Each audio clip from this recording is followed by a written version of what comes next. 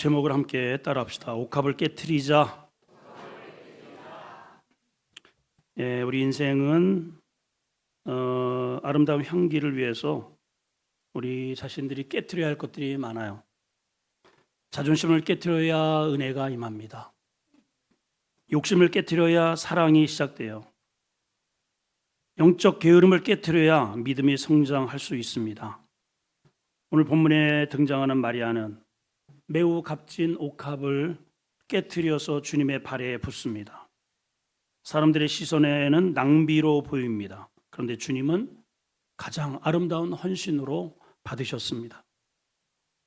특별히 어버이날을 맞이해서 우리 어른들은 옥합을 자신의 인생을 깨트려 자녀들을 키우고 가정을 세웠기 때문에 가정마다 아름다운 향기가 진동을 하게 되는 것이죠. 오늘 말씀을 통해서 하나님이 원하시는 향기로운 가정의 비밀을 발견하고자 합니다. 자, 첫 번째는 한번 따라합시다. 옥합은 은혜 받은 자가 깨트린다. 입을 꾹 다물지 마시고요. 입을 열어서 말하는 게 중요해요. 옥합은 은혜 받은 자가 깨트린다. 자, 1절을 보겠습니다. 시작. 6월절 엿새 전에 예수께서 베다니에 이르시니 이곳은 예수께서 죽은 자 가운데서 살리신 나사로가 있는 곳이다. 이렇게 소개합니다. 마리아가 옥합을 깨뜨리기 이전에 먼저 베다니의 상황이 어떤지를 1절에 잘 설명을 해놓고 있어요. 자, 이 사건이 일어난 시기를 6월절 엿새 전이라 이렇게 시작합니다. 여러분, 6월절이 어떤 절기입니까? 6월, 패스오버, 죽음이 넘어간 절기예요. 이스라엘 백성들이 노예에서 해방된 절기입니다. 어떻게 해방이 되었는가? 어떻게 애굽에서 노예에서 풀려났는가? 어린 양의 피를 잡아 문설주에 발랐습니다. 그 어린 양은 예수 그리스도를 상징하죠. 구약에는 이 6월절의 핵심은 어린 양의 희생입니다. 그거를 짐승을 잡았습니다. 그거는 상징이었습니다. 그런데 그 어린 양의 실체, 바로 그 어린 양의 본체, 그분이 예수 그리스도시죠. 그래서 요한복음은 처음서부터 보라, 세상 죄를 지고 가는 어린 양이 왔다. 요한은 줄곧 어린 양에 대해서 강조를 했고, 이제 그 어린 양이 나를 위해서 죽으러 가실 날이 일주일 남았다 이 말이에요. 어린 양, 예수님이 나를 위해서 희생당할, 피를 흘릴 날이 카운트다운 된 겁니다. 어디에도 나를 위해서 죽으러 가시는 그 예수 그리스도의 발자취를 이해하지 못해요. 그런데 바로 지금 오늘 이 향유를 깨뜨린, 그 비싼 향유를 열은 그 집이 어떤 집이냐 봤더니 이곳은 예수께서 죽은 자 가운데서 살리신 나사로가 있는 집이래요. 자, 무슨 말입니까? 옥합은 아무나 깨트리는 게 아니라는 거죠. 여러분, 옥합을 여는 교회는 어떤 교회입니까? 나를 살리신 부활의 은혜를 가진 교회라는 거예요. 그런 성도가 자신의 옥합을 연다는 겁니다. 오늘 이혁호 장로님이 왜 떡을 내실까요? 제가 장로님 완치되셨다며요. 떡 내셔야죠. 우리 이혁호 장로님 어디 계세요? 제가 협박했습니까? 떡 사라고 했습니까?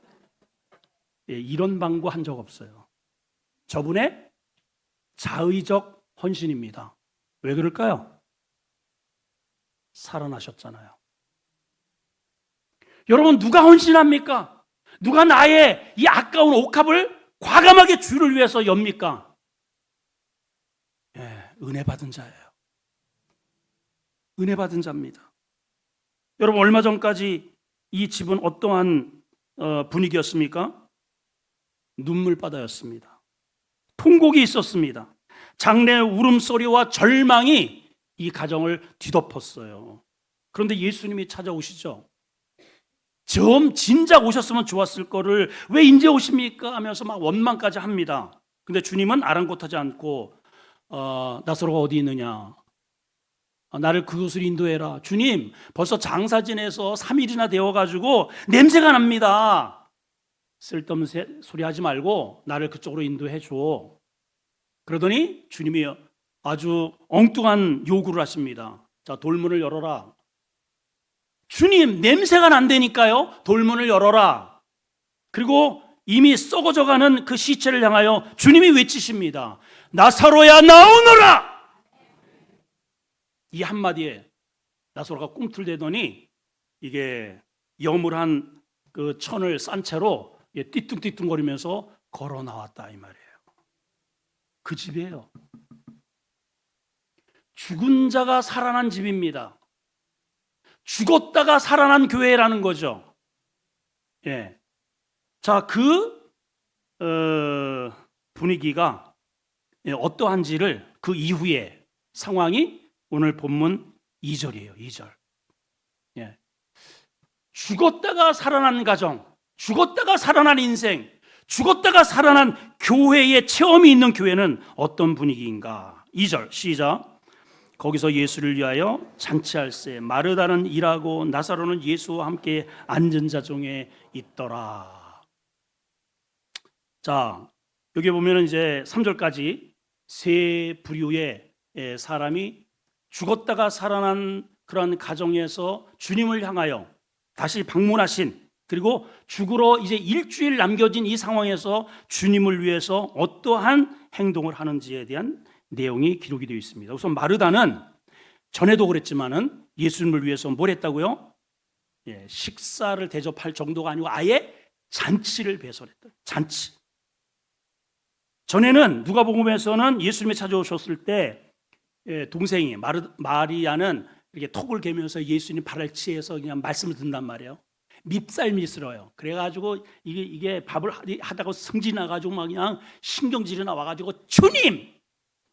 어찌 내 동생을 좀 도우라고 가서 말씀을 안 하시나이까? 은혜 없이 일을 하면 불평합니다.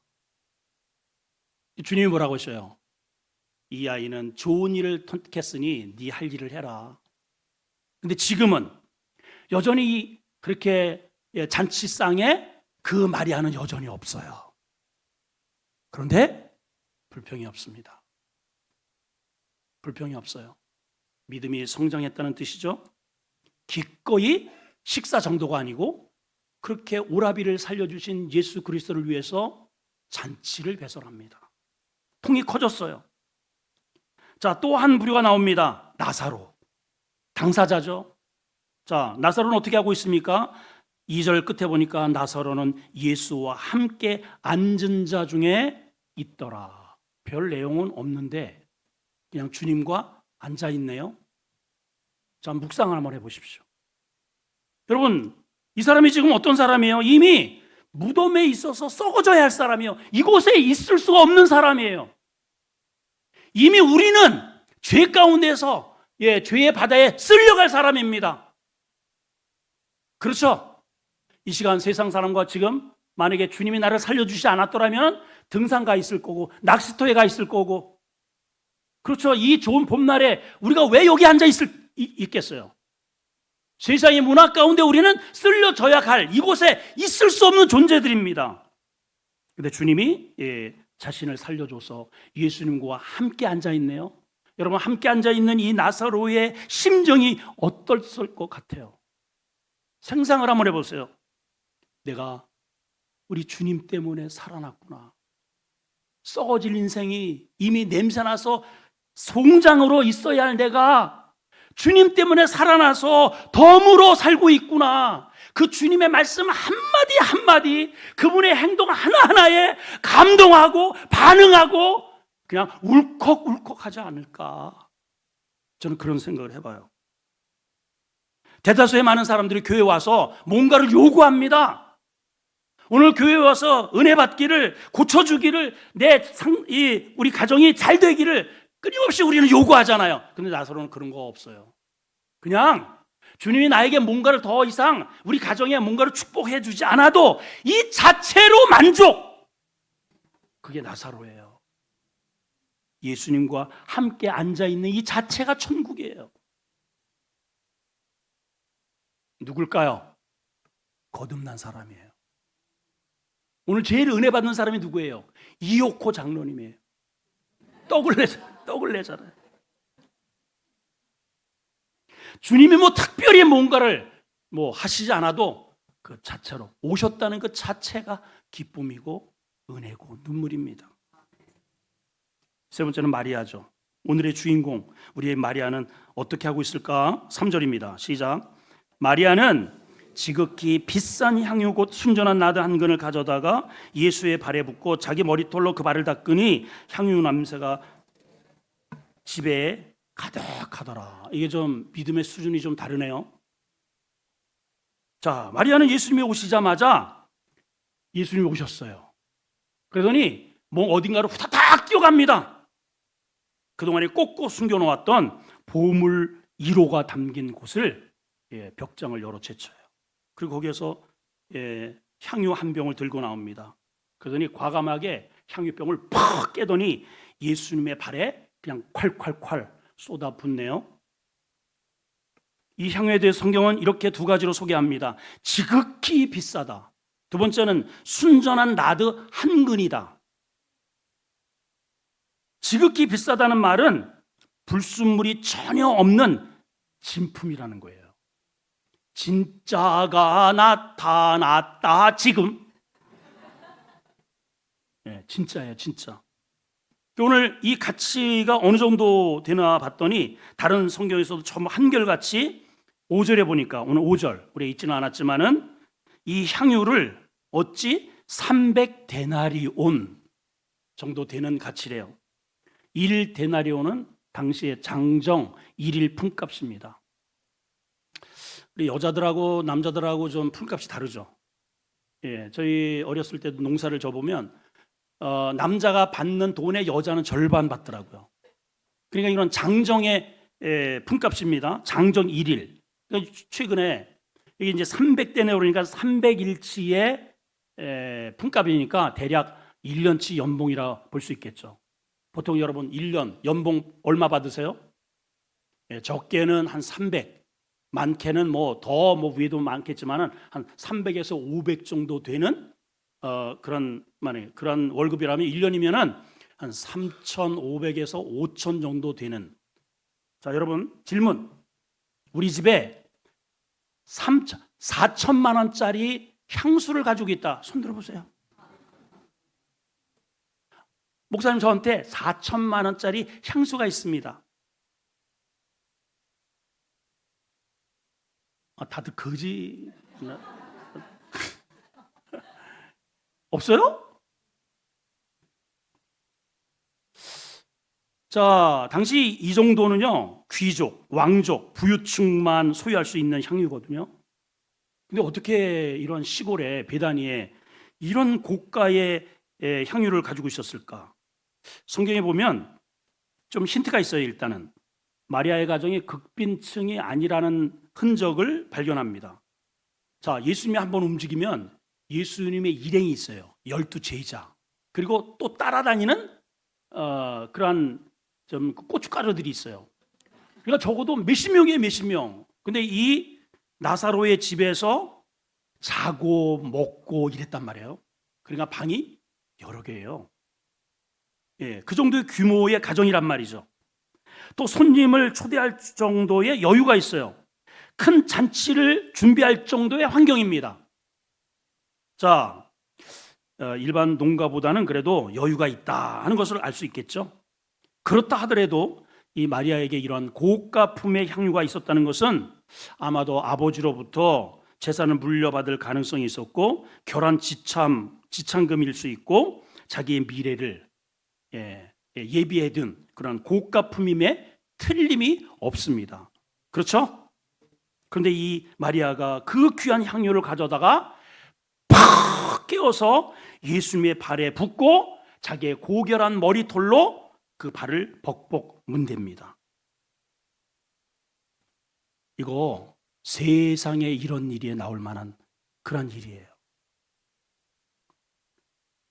자, 이 여인이 어떻게 이런 행동을 할 수 있을까?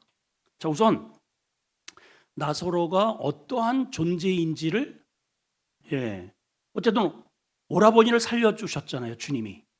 자, 그렇다면 그 오라버니인 나사로가 어떤 존재인지를 우리가 한번 생각해 볼 필요가 있습니다. 자, 성경에는 어디를 보더라도 나사로의 집에 부모의 존재가 드러나지 않아요. 예수님이 이전에 오셨을 때에도 이 예수님을 대접한 사람은 마리아 마르다예요. 그렇죠? 나사로가 죽었을 때에도 손님 대접을 한 사람이 부모의 이름이 안 나옵니다. 마리아와 마르다예요. 누가복음 14장에는 나병 환자 시몬의 집에 있을 때라는 힌트는 있습니다. 아마 시몬은 아버지가 아니었을까라는 추측을 할 수 있는데, 나병이 걸렸어요. 그분이 돌아가셨는지 아니면 나병이 걸렸으니까 당연히 가정에 없겠죠. 뭐라고요? 그렇다고 그러죠 지금? 그래서 이 나사로는 아버지는 설령 살아있다 하더라도 지금 격리되어 있고 아니면 죽었거나. 자, 그렇다면 이 가정을 책임지는 가장이 누구냐? 나사로인 거죠. 이거는 틀림없습니다. 그 가장이 죽은 거예요. 이 당시에 지금으로부터 2000년 전에 가장이 없는 처녀 둘만 있는 가정, 얼마나 힘들어요. 그리고 나사로는 이 여인들에게 있어서는 부모의 대리자요, 가정의 기둥이요, 자기들의 보호막이었단 말이에요. 그게 죽은 거예요. 절망입니다. 그래서 이렇게 얘기하잖아요. 주님이 여기 계셨더라면 우리 오빠가 죽지 않았을 텐데 하면서 한결같이 자기의 벽이 쓰러졌다는 그러한 통탄의 울음을 자아냈단 말이에요. 그런데 그러한 나사로, 그러한 집의 기둥을 주님이 다시 일으켜 세우신 겁니다. 그러니 무엇이 아깝겠어요, 여러분? 무엇이 아깝겠어요? 무엇을 계산하겠습니까? 따라합시다. 사랑은 계산하지 않는다. 그거예요. 사랑은 계산하지 않아요. 사랑은 따지지 않아요. 마리아는 향유만 드린 게 아닙니다. 향을 드리기 위해서 자신의 자존심을 깨트려요. 체면을 깨트려요. 미래에 대한 계산도 깨트려요. 옷값을 깨뜨렸다는 것은 내 안에 이러한 욕심과 내 안에 이기심을 깨뜨렸다는 증거입니다. 증거. 그래서 옷값은 아무나 깨뜨리는 게 아니라는 거죠. 은혜를 경험한 자가 깨뜨리는 겁니다. 교회는 오래 다니지만 옷값을 들고 다니는 성도들이 있을 수 있습니다. 귀한 것은 들고 다니지만 이것을 선뜻 주님 앞에 드리지 못해요. 오후 예배는 나에게 다른 시간인 거죠. 수요 예배는 내가 할 일이 있는 것이죠. 그걸 왜 못 깨뜨릴까요? 뭐라고 할 얘기가 아니고 주님의 은혜가 마음 가운데 아직 와닿지 않는다는 증거입니다. 여러분, 은혜의 자리로 나오시기 바라요. 여러분, 이 오라비가 어떤 존재라고요? 기둥이라니까요. 주님이 나에게 어떤 일을 해주셨습니까? 그래서 감격이 사라지면 헌신은 나에게 짐이 되는 것이고, 은혜가 식여지면 예배는 형식이 되는 거예요. 오늘날 우리도 마찬가지입니다. 우리 가정도 하나님의 은혜로 여기까지 온 것입니다. 생각해보면 지금까지 우리 가정이 존립할 수 있었던 것은 그동안에 얼마나 많은 죽을 고비가 있어요. 부부간에 얼마나 많은 위기를 넘겼습니까? 가정이 깨어질 순간도 분명히 있었을 겁니다. 그런데 그러한 냄새나는 썩어가는 우리 가정 속에 주님이 찾아오셔서 아무개야 그 무덤에서 나오라! 그래서 우리가 이 자리에 있는 거 아니에요? 그렇지 않습니까, 여러분? 그래서 이제는 우리 차례예요, 우리 차례. 우리는 그분께 기꺼이 그러한 마음으로 이 자리에서 예배하고, 주님이 특별히 내게 뭔가를 해주시지 않아도 이 자체가 즐거움이고 이 자체가 감격이고, 그분을 위해서 내가 뭔가를 대접할 수 있는 그러한 여유가 있다면 음식으로, 그런 거 더 이상 나간다면 옥합을 열 줄 아는 역사가 일어나게 될 겁니다. 자, 옥합을 깨뜨린 결과가 어떻게 되었을까요? 세 부류의 역시 사람들이 등장합니다. 자, 세 가지의 특징이 있는데 첫째는 향기가 가득하더라 그랬어요. 자, 3절 끝에 보니까 발에 붓고 자기 머리털로 그의 발을 닦으니, 자, 발과 머리털은 전혀 격이 달라요. 발은 우리 당시에 이게 다 먼지 구덩이니까 걸어오셨으니까 먼지가 뽀얗게 묻은 가장 더러운 부분, 머리는 여자에게 있어서 가장 소중한 고결한 부분, 이거는 어울리지 않죠? 여인들 특별히 교회 오기 위해서 한 1시간 30분 드라이하고 막 그냥 뒤리 이렇게 막 제끼고 이랬잖아요. 그 제일 이제 신경이 나는 일은 뒤에서 애가 자꾸만 이거 머리 잡을 때 은혜 안 돼. 아이 정말. 죄인. 예. 기도할 때 그냥 한 번만 더 해봐요. 건드리지 말라고. 이게 여인의 머리예요. 아니, 언제 왔니? 깜짝 놀랐네. 야, 프랑스에서 우리 귀한 분이 이렇게 오셨는데, 아유, 반가워요. 네. 여러분, 그게 머리예요. 그 고결한 머리로 예수님의 발을 문대요. 왜 그럴까요? 예, 주님의 가장 더러운 것이라 할지라도 나에게 베푸신 그 은혜에 비하다면 나의 가장 귀한 곳으로 문대도 부족하다는 넉넉한 은혜가 흐르고 있기 때문입니다. 아멘. 여러분, 우리 가정들을 한번 생각해 보십시다. 예, 나의 가장 소중한 것들을 깨뜨려 주님의 발에 부으니 거기에 앉아있는 모든 사람들이 다 어머 이 향료 냄새, 처음 맡아보는 냄새, 이거 세상에 이거 어떻게 이런 냄새가 나? 전부 기분이 좋아졌어요. 그 냄새를 다 맡고 전부 하나님께 영광을 올려드리는 분위기를 자아냈습니다. 여러분, 가정에는 어떤 냄새가 납니까? 문을 열고 가면은 원망의 냄새입니까? 분노의 냄새입니까? 무관심의 냄새입니까?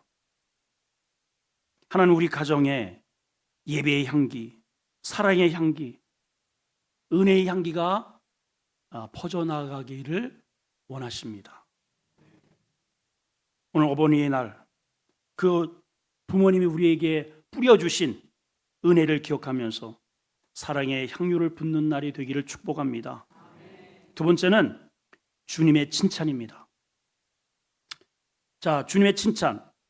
똑같은 병역 구절인데 마가복음에서 한번 보겠습니다. 14장 6절에 주님이 뭐라고 말씀하셨느냐? 시작. 예수께서 이르시되 가만두라. 너희가 어찌 그를 괴롭게 하느냐? 그가 내게 무슨 일? 좋은 일을 하였느니라. 교회에서 주님 앞에 헌신을 하면 못마땅하게 여기는 사람들이 있어요. 그게 가만두질 않아요. 자꾸만 괴롭혀요. 교회에서 어떤 일을 추진하거나 하나님의 거룩한 일을 하면 가만두질 않는 사람도 있어요. 괴롭혀요. 주님이 오늘 뭐라고 말씀하십니까? 제발 괴롭히지 말고 가만두어라. 왜냐하면 그가 내게 좋은 일을 행했다고 그래요. 좋은 일, 원어를 보니까 칼론 에르곤이라는 말이에요. 이 칼론이 어떤 뜻이냐? 아름다운, 고결한 이런 말이고요. 에르곤은 행위라는 거예요. 자, 이 말이 어디에서 비롯됐는가? 앞에 보니까 불평하는 사람이 있습니다. 왜 그것을 팔아다가 300데나리에 팔아서 가난한 자들에게 주지 왜 그거를 허비하느냐? 불평을 하고 마가복음에서는 오히려 화를 냈다 그랬어요. 근데 주님은 뭐라고 말씀하셔요? 왜 이것을 아름다운 행위로 이렇게 연결을 시키느냐 하면은 이유가 있습니다. 마가복음 14장 8절에 시작. 그는 힘을 다하여, 뭘 다하여? 힘을 다하여 내 몸에 향유를 부어 내 장례를 미리 준비했다. 십자가를 불과 일주일 남겨둔 상황에서 이 십자가가 누구를 위한 십자가예요? 나를 위한 십자가예요. 나를 대신해서 죽어가는 그 십자가를 지신을 나를 일주일 남겨둔 상황에서 지금 종교 지도자들은 예수를 제거할 대상으로 가룟 유다는 거래의 대상으로, 군중은 오해하고 있고, 제자들은 아직도 주님, 정권을 잡을 때가 이때입니까?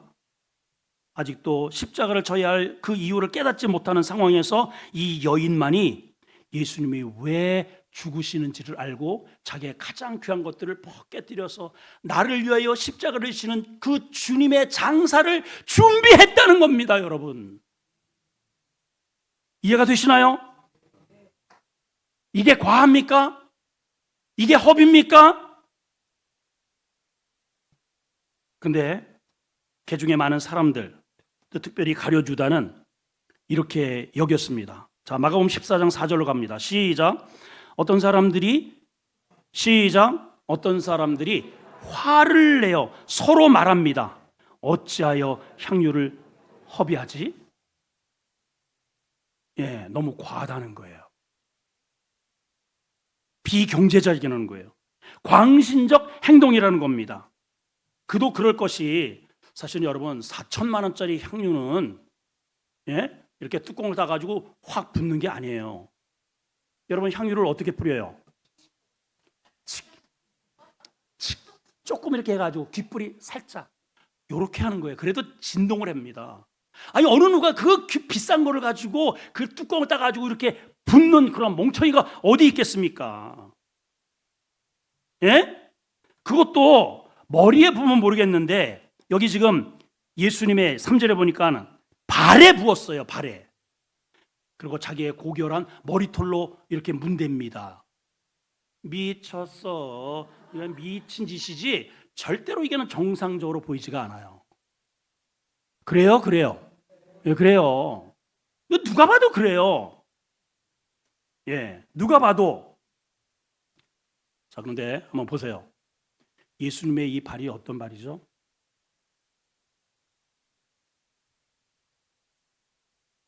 죄 가운데에서 도저히 길이 없이 헤매는 나를 저 우주 밖에서 찾아 걸어오신 은혜의 발이에요. 이거 하면 또 안 오네.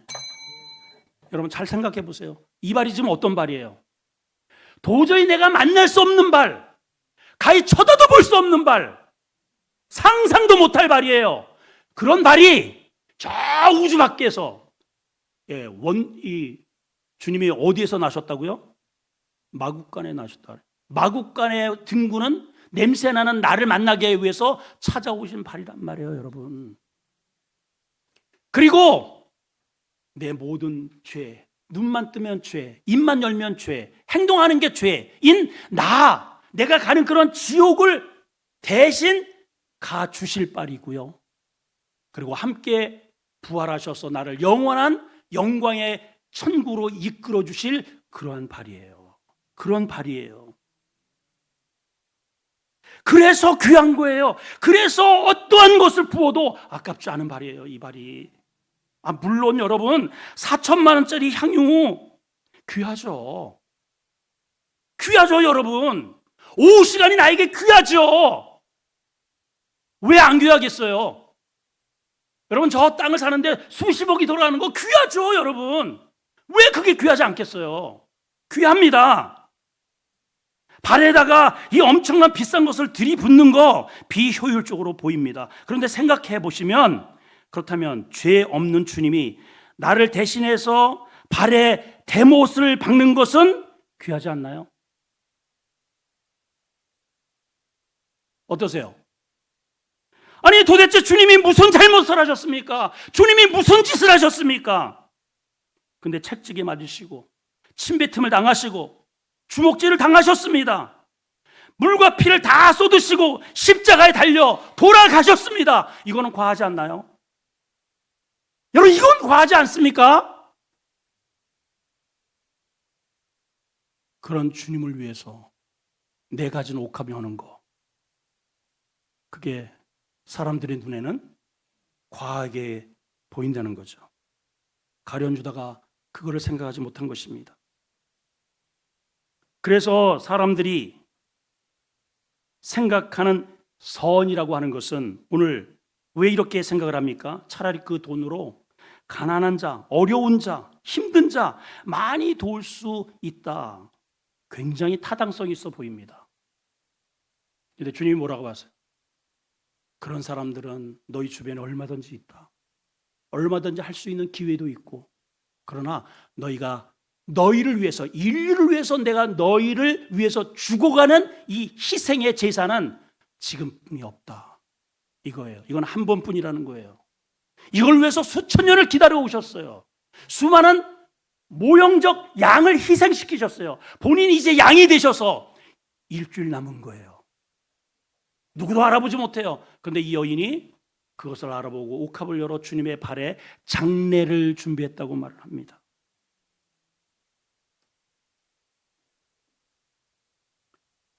예수님은 더더군다나 순수하지 않은 가룟 유다와 저들의 속내를 들여다보셔요. 자, 12장 6절은 이렇게 설명하고 있습니다. 시작. 이렇게 말함은 가난한 자를 생각하는 것이 아니라 그는 도둑이라 돈꾀를 맞고 거기 넣는 것을 훔쳐감이라. 그러니까 가룟 유다의 12 제자 가운데 맡은 일이 뭐였죠? 재정 담당입니다. 주님이 그걸 보신 거예요. 마음속에 겉으로는 가난한 자를 염려하는 것 같은데, 아니 사실은 저거를 팔아서 저것이 4천만 원이 내 수중에 들어오면 내가 움직일 수 있는 돈이 사라져 버렸네. 그 속으로 순간 그렇게 생각하는 것을 주님이 정확하게 읽어내신 겁니다. 무엇이 지금 작동하고 있어요? 주님을 향한 은혜가 아니라 자기의 입지, 자기의 기득권만을 생각하고 있다는 사실을 주님이 캐치하신 거예요. 더 심각한 것은 예수님이 가시는 십자가의 길을 전혀 이해하지 못했습니다. 저들은 메시아의 왕국, 정치적 승리, 영광의 자리를 기대했습니다. 가룟 유다가 기대하는 예수님은 이제 잠시 후에 왕이 되실 분, 성공할 지도자였지 맥없이 십자가에 죽으실 어린 양이 아니었다는 거죠. 근데 예수님은 여인은 죽으심을 미리 예비했다고 하고, 예수님은 거기에다가 맞장구를 치며 이 여인을 가만히 내둬라, 나의 장례를 준비하고 있도다 하니 가룟 유다의 입장에서는 열불이 나죠. 열불이. 여러분, 결국 가룟 유다는 예수님을 팔아버리는 분노로 전락을 합니다. 여러분, 교회에서 절대로 시험 드시면 안 돼요. 이 똑같은 상황을 어떤 사람은 주님 옆에 앉아서 눈물을 흘리며 그 은혜에 감동하는 나사라가 있고, 잔치를 배설하는 마르다가 있고, 자기의 귀한 옥합을 깨뜨려서 주님의 발에 붙는 여인도 있는데, 똑같은 현장을 바라보면서 어떤 사람은 씩씩대면서 예수를 팔려고 하는 사람이 있더라는 거죠. 여러분은 어디에 서 있습니까? 오늘 우리 주님이 나를 위해서 대신 가실 그 은혜의 발 위에 나의 가장 소중한 옥합을 열어 그 발에 찔끔찔끔이 아닌 쏟아붓는 헌신의 역사가 이루어지기를 축원합니다. 가정에도 옥합을 깨트리는, 자기의 자존심과 자아를 깨트리는 그 한 사람으로 인해서 가정이 화목하는 거예요. 자녀가 살아나는 겁니다. 우리 교회에서도 많은 성도가 모였다는 이 자체가 이게 자랑거리가 아니라 우리 중에 부활의 역사, 주님이 나를 살리셨다라고 하는 그런 마음으로 이 예배를 드리고 각종 헌신을 하는 그 아름다운 헌신으로 인해서 우리 아름다운 교회 가득한 향기가 넘치고, 여러분 가정에 그러한 가득한 그러한 향기가 넘쳐나는 역사가 이루어지기를 주의 이름으로 축원합니다. 하나님 아버지, 오늘